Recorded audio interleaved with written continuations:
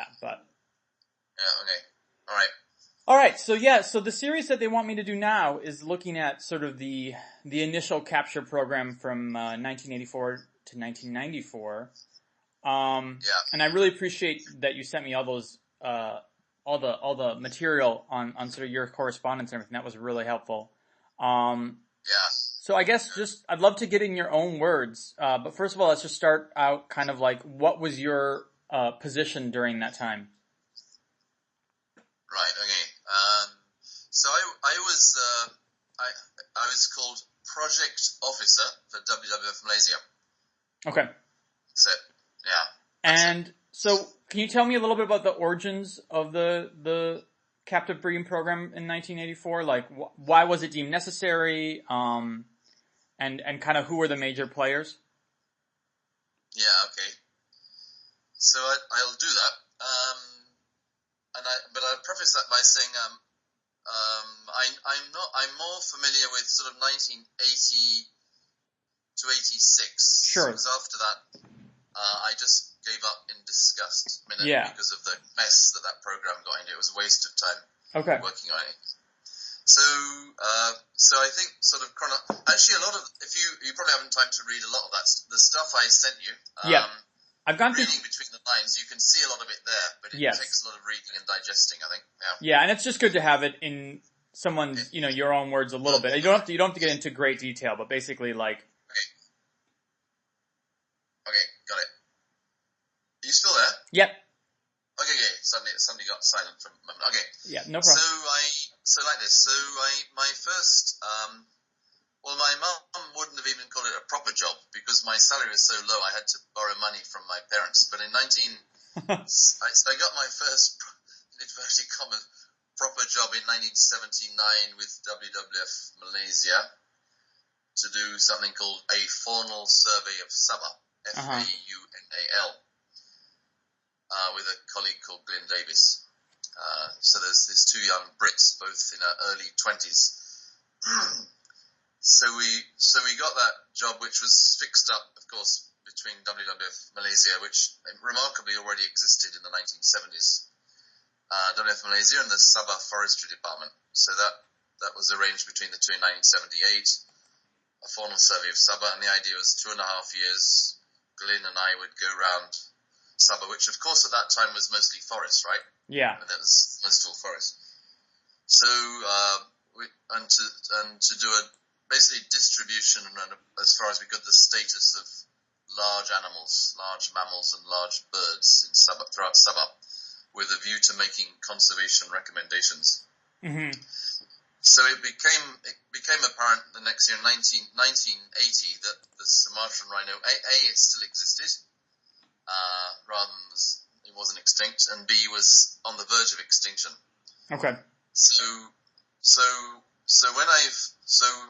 did we go to Tamin together? I think we must have done that. We did, yeah. Right? Okay. I don't have much recollection. Anyway. No, that's fine. So that... Yep. We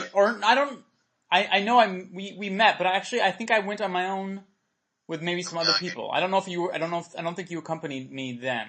Yeah, really, I remember you, anyway, whatever, doesn't matter. So that area was a logging concession, right, in 1980s, and it had been really hammered over the previous 10 years or so, and logging was ongoing.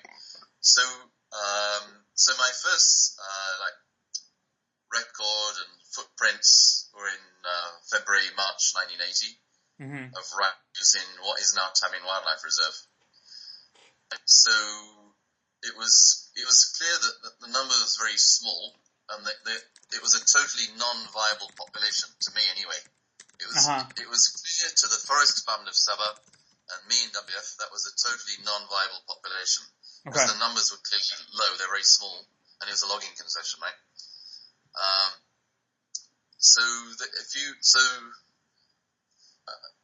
Anyway, I think some of these, one or two of those early reports went missing, but mostly if you look back at that stuff I sent you, it's still there. But anyway, so of course so the way I operated was like a low profile field worker for the Forest Department. I wrote this little report saying rhinos in it was called Silabukan. Tamin came later. It's called Silabukan, the name of the region, and that the rhinos should be captured for a captive breeding program. So that was 1980, right? But unfortunately, a year before, in 1979, something called the Asian Rhino Specialist Group of IUCN had been established, with Professor Rudolf Schenkel as the chairman. So the newly formed Asian Rhino Specialist Group of IUCN said, we recommend against that because it's usually risky and so on. So that was that, having got that sort of slap in the face. So immediately, that 1980-81, actually 81, so I set about doing a proposal for Silabukan Wildlife Sanctuary. So it was 1981. For the rhinos. And the argument was simply that the last I should have mentioned that there were at that time a lot of information, because it's a logging concession, right? I got most of my data talking to people in the logging concession. Okay. And occasionally finding footprints, but the real data was talking to people in those logging camps. So it was clear there was a very small number, and there was perhaps 2 or 3 breeding females. That was the gist I got in 1980-81, that sort of period. So the proposal went to government from Forest Department, of course. So I did the write-up. Forest Department sent to the Chief Minister's Department, and that was actually finally. What then became Tamin Wildlife Reserve. So in other words, having put that proposal in, it went into like anything in government, right? If you keep shifting it along, it actually works, although slowly. So the proposal went in 1981 for Silabukan Wildlife Sanctuary, and eventually it was established in March the 15th, as it happens, 1984, as Tamin Wildlife Reserve. Okay.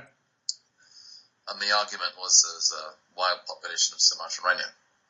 And I think, so a few add-ons, not too many. So one is, it became apparent during that time, right, 80, 81, 82, that actually Sumatran rhinos do not need virgin forest, which of course was the wisdom at the time, right? Just like orangutans, everyone said, but it was quite clear that they preferred the logging areas where there's regrowth. Anyway, so I was sort of quite happy with that going along. But then,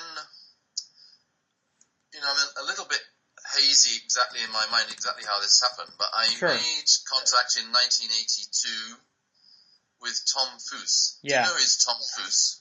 Yeah, I mean, just from reading all your documents and just, doing some of the research, I've obviously he's one of the big names that comes across over and over again. Absolutely. No, he's, despite his, he's very nerdy, right? He's unfit, short-sighted, addicted to Coca-Cola, not a field person at all, right? He's really the brains between, he realized somehow as the executive secretary of the American Association of Zoo Parks and Aquariums at that time. Yep. Somehow it got into his mind around that time, 1980, totally independent of Sabah, that the Sumatran rhino was going extinct, and the reason was that there were too few and they weren't breeding. It was very clear to him then. Okay. So he got a bee in his bonnet, right? This is one of his lifetime sort of ambition, was to ensure what we now call a metapopulation, but a captive breeding program of the species involving Indonesia and Malaysia and US zoos. That was his vision, right? Okay. So he was critical. Without that vision, nothing would have happened. So, in those days, of course, everything was done by letter and occasionally telegrams. Yeah.